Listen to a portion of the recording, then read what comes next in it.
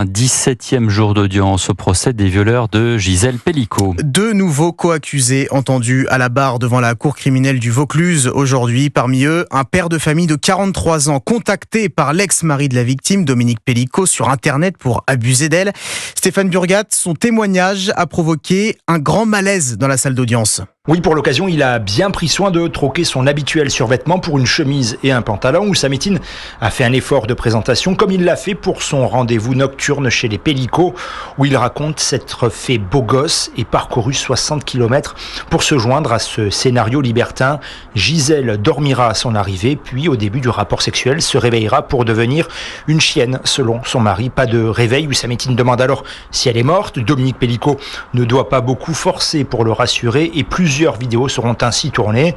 À la barre, Ousametine est volubile, il gesticule, multiplie aussi les incohérences quand ses réponses ne sont pas tout simplement hors sujet. Il se lance surtout à plusieurs reprises dans de longues complaintes, forçant sur un ton larmoyant où il s'apitoie sur son sort, estimant que la presse veut le pendre sur la place publique. Gisèle Pelicot observe, elle n'en revient pas, elle joint les mains et part d'un rire nerveux.